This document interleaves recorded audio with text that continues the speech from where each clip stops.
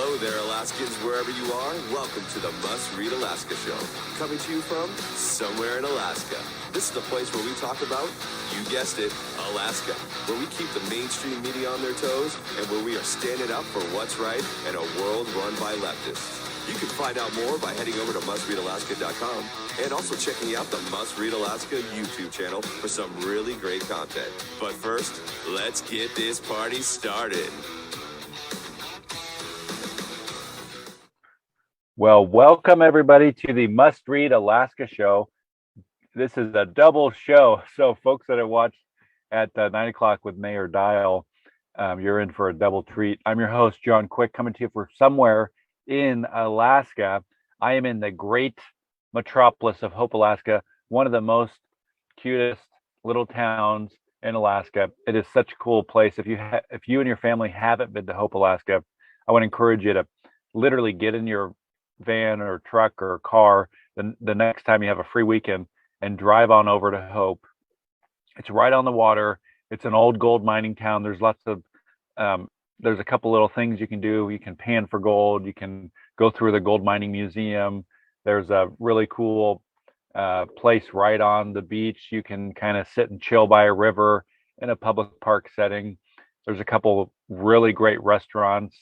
The Dirty Skillet is one of my favorite restaurants in Alaska. So Hope is one of my family's favorites. We come here a couple times every summer and a couple times in the fall. And but I've got a treat for you today in our doubleheader. We have Representative Ron Gillham, and he represents Kenai Soldotna, and he's in his first term. And we just had some bit of some news for Kenai Soldotna, which tends to be a little bit more low key. We had a drag queen show that had kids in the audience in a public park setting with a kids park behind it. And so we're going to be talking a little bit about that in the middle of our show. But first, I want to welcome our guest, Representative Ron Gillham, to the show. Welcome, Ron. Hey, thanks for having me on. But you say you're in Hope. Oh, yeah. So years ago, we used to go do bear baiting over there, and there was a restaurant. Of course, it was in the spring, and there was only one restaurant that was open. They had the best teriyaki mushroom burger I have ever eaten. And nice. We drove over there a couple times just to have that hamburger, and could never catch them open again. I'm not sure if they're still there or not, but that was a treat. I'll tell you, that was, like I said, that was the best mushroom teriyaki burger I have ever eaten. Well, the Dirty Skillet restaurant here in Hope they're like farm to table, and it's worth just to drive out to eat at that restaurant. They make one of my favorite desserts ever. They make homemade charcoal ice cream, which sounds really strange, but it's an awesome, unique treat to have. So welcome to the show, Ron. My first question to you is this: how did you first get involved in politics? I know that you and I knew each other a little bit before you got elected, and one of the things I appreciate about you and your current term is you've been the guy that says I'm not a politician, which is kind of unique. I think a lot of folks pride themselves, like we were talking about before we jumped on the show, to be politically correct at every single turn and be perfect in every single kind of PR or press release that gets put out. And you've kind of been proud in the fact that you're just a normal everyday Alaskan. So tell me a little bit about how you first got involved in the politics in the first place.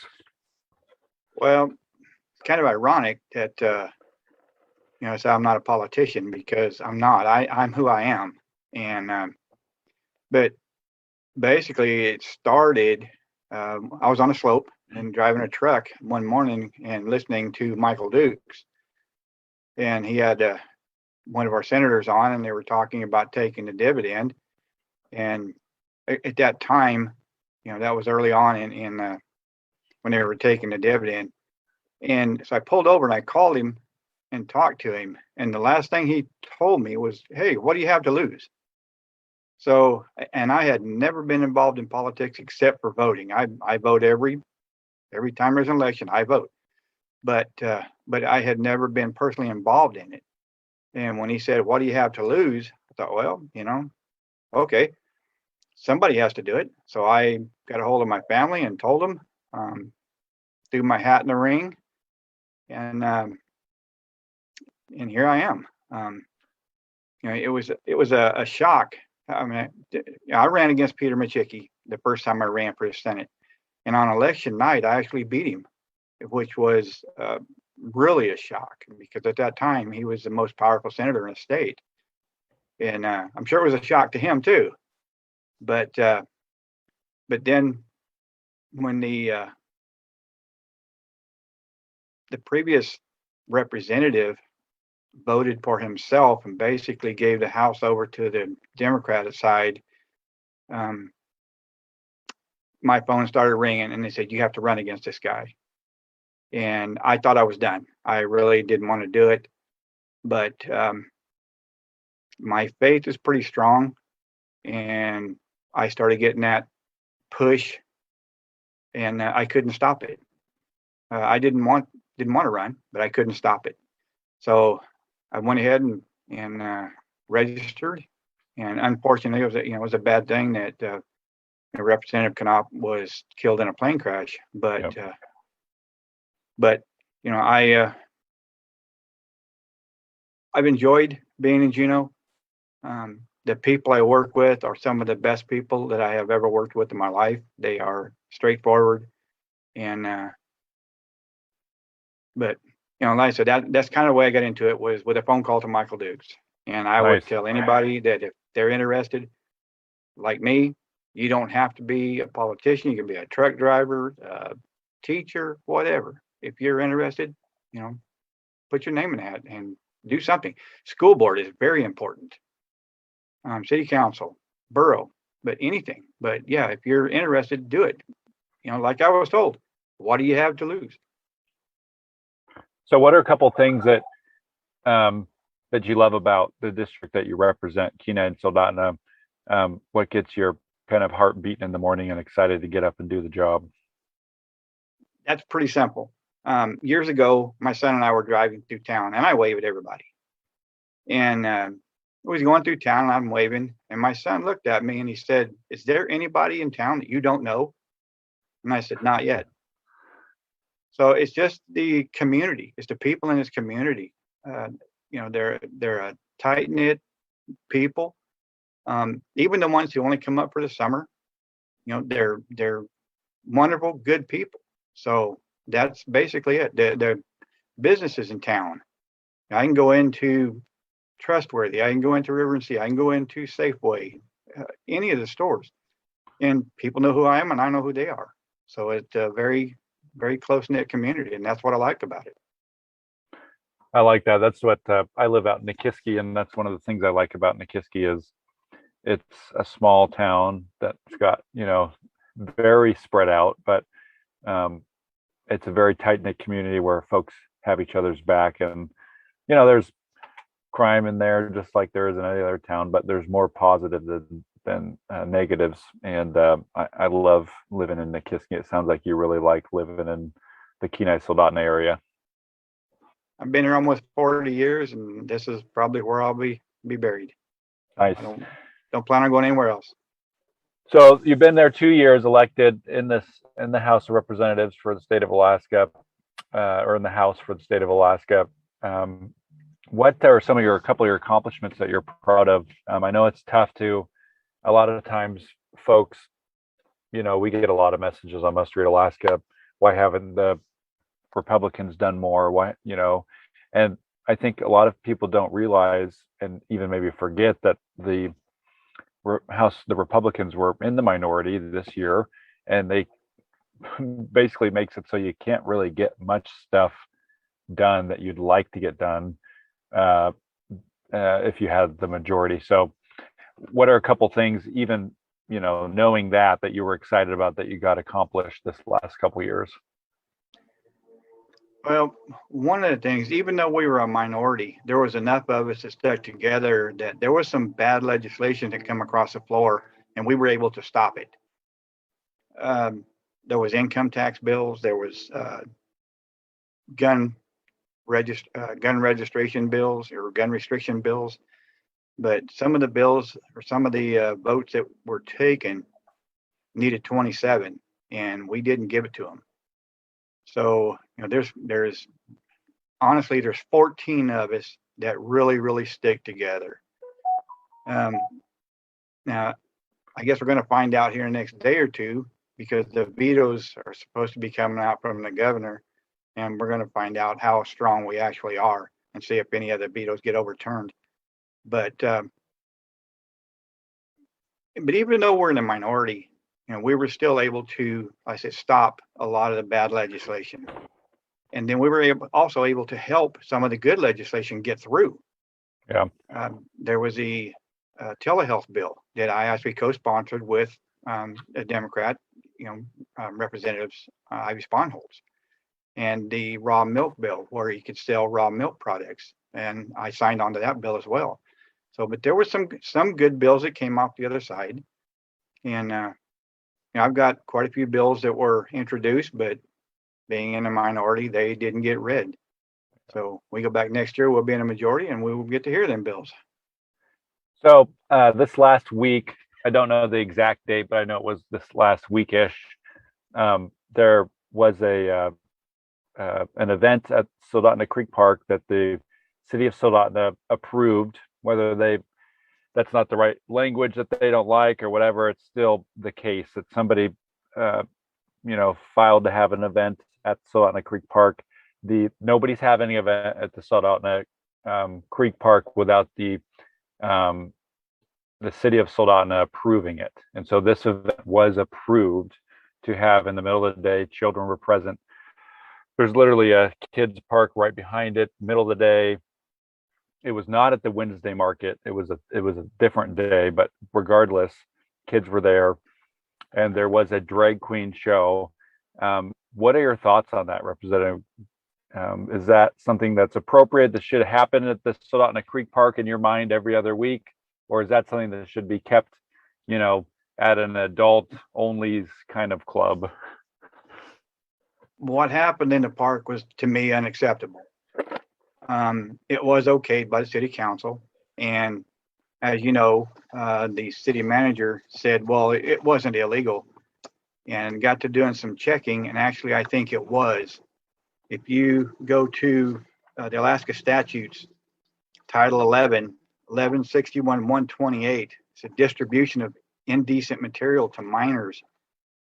One of the sections in there says that the material depicts actual or simulated conduct in a way that is patently offensive to the prevailing standards in the adult community as a whole with respect to what's suitable for persons under 16 years of age, except as provided in E of this section. Distribution of indecent material to minors is a Class C felony. So even though she said that she thought it wasn't illegal, I believe it was. And I think if somebody got a good attorney, that the state or the city of Soldotna would be in a world of hurt. But if Good Time Charlie's is legal, it's outside Soldotna, but it's inside in a closed up building. So if they want to do that, that's up to them. People want to take their 18-year-old kids and go to see that, that's up to them. But I have a 7, 8, and a 10-year-old and a 14-year-old grandchildren. It is not appropriate for them. And my son is always taking his kids to watch the shows at the park. They're family-friendly events. This was not family-friendly. So I spoke to my son, and he said things could have gotten really bad if he had been there. My son is a recon Marine. Not saying he's violent, but that was unacceptable. If the city thinks that's fine, then they need to look at their the way they view what they say is okay, and maybe do some changes on it. Maybe they need to vet these people a little bit more. If they're going to do this, put it in an indoor venue, not out in a family-friendly event, because that to me was unacceptable. Yeah, and they have parameters for things that are just for adults. For example, when they have a beer garden, they rope it off and they make you have a bracelet and show a ticket, and they're not just handing beers out to 7-year-old kids. There's a process for an adult to get into the adult section of that event. And I think there should be a process for folks that want to hold adult style events and some sort of a vetting process to say, is this appropriate or not? And I would argue that it would be just as inappropriate if there was a strip club in the middle of the day at Soldotna Creek Park, and ladies stripping on the, right then and there. I would hold up red flags right then and there, the same way I would hold red flags up if there was a drag queen show in the middle of the day. It's just not appropriate in front of kids. And I think that the left just doesn't understand this. They don't understand why we can't just accept that as being normal. And that is the line in the sand that I will never go over. I don't care if you have your drag queen events and you are the best drag queen in the world and you do it with other adults and you guys have the best time in the world and you make money and you're the richest, most best drag queen in your own adult setting. I love it. Do it all day long. The second you do it in front of kids is wildly inappropriate. It is a sexual thing, and it has sexual connotations, and it will never be okay to do. And I don't think the left does not understand this. And this is one of the things that they're going to get annihilated in the next election cycle, because they're standing for things that the average American people do not stand for. There's $5, $6 gas. There's $7 a gallon of milk. There's drag queen shows and at libraries. These are things that the average American is saying, we've tried the left's way and we don't really like it. And I think there's going to be a huge sweep, and they just got to get some common sense back into their agenda. And I don't think it's ever going to happen, unfortunately. But what's your take, Ron, on how somebody could positively, respectfully make a difference about this event? You're a parent in Kenai or Soldotna, and maybe you're at the event, or maybe you heard about the event. What could somebody do to make their voice be heard about their opposition about this? My suggestion would be call the city council, the city offices, and call the city manager, call the assembly members. Make that phone call and tell them that you're against it. This is unacceptable, and do whatever you have to do so that it doesn't happen again. But the people's voice is what counts. They are the ones that are in control, and they seem to have lost that idea that, it really doesn't matter what I say. And that is so wrong. One person's voice is loud. So people should make that phone call the city offices and say, hey, this was unacceptable. Do whatever you have to do to not do this again. And during the next election, send them packing. Yeah. Get new people in there. Do you think that the city manager owes the people of Soldotna an apology? Yes, I do. I think she should be fired, and the city council can do that. She is hired and fired by the city council, and like I said, this statute could cost the city a lot of money, but it's just amazing that it got through the council to get to this stage, because there are some conservative people on that council. And how did they let it get through? Did they not get told about it? That's kind of crossed my mind a few times. Dave Carey, he is a strong Christian person, but how did it get past him? Did he not get told about it, what it was? And I don't understand. My assumption is this, and I could be wrong. When I assume, I know that I'm probably wrong, at least over 50% of the time. But I think that what happens is they set the parameters as the council for what it looks like to rent the park. They set the fee structures. They have the ability to probably change that once a year during the budget cycle. And then they leave it up to the city manager to manage it. And so my guess is some of them probably weren't aware. The ones that were aware probably didn't want to tell the folks that were conservative, but essentially the majority of this responsibility lies flat with the city manager. And I've seen a response from the city manager. We've been forwarded a couple responses from folks that have written in, And it is put your nose up. You know, I know better. I'm smarter. We're smarter. You don't know what you're talking about. It's very, very uh, kind of like a response you'd get from some politician in like San Francisco who thinks they're better than you. And uh, my advice to them would be just apologize. Take a slice of humble pie. Y'all messed up. Y'all basically had a strip club in the middle of the day when kids were present, and you just need to just man up and apologize to the folks of Soldotna and Kenai. It doesn't um, it doesn't bode well for you, any of you, long term, to not just man up and apologize. You need to admit when you've done something that's crossed the line. And this crossed the line. There's kids in the audience watching a strip show, essentially, and that's not okay in any setting. And I don't think we'll get any of that, Ron, but I still can hope for it. Yeah, I agree. I think an apology would go a long ways, but what's done is done. We just make sure it doesn't happen again. And there's this sense of not offending anybody that has stepped in the way of morality. And you know what? That can't keep happening.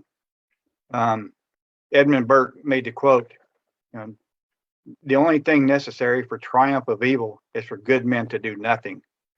And if think you're going to offend somebody, that's what happens. You don't do anything. And Yep. Another quote is, silence is consent. It's time to speak up. Our country is it's in a turning point, and we are either going to have to take it back or we're going to lose it. So, Yeah, I mean, I'll be honest with you. People are either going to stand up for kids who are having a strip show in front of them, or they're not. There's two sides. You're either on the side of having a full-on strip show in front of adolescent children, or you're on the side of that's not appropriate. Yeah. So let me ask you this: if I said I mentioned Good Time Charlie's, which is a strip club. What if he filled out the permit, brought his strippers down there, and they wore the tassels and a G-string? Would that be okay? Well, apparently to the city of Soldotna, that's all hands Yeah. on deck. They could have that event, and I'm surprised that Good Time Charlie's hasn't filled out the permit for the next 7 weekends because, I think it's $5 for the permit. It's probably cheaper to dance on the stage at the city of Soldotna's park than it is to have a full-time business. So he might be rethinking his business plan. Yeah, I hope not. Don't give me any ideas. Yeah. Well, but yeah, Ron, to me that was unacceptable. anything else where we went to a half an hour pretty quickly here. I want to give you the stage before we sign off here to talk about anything else you'd like to talk about that we missed out on, and the stage is yours.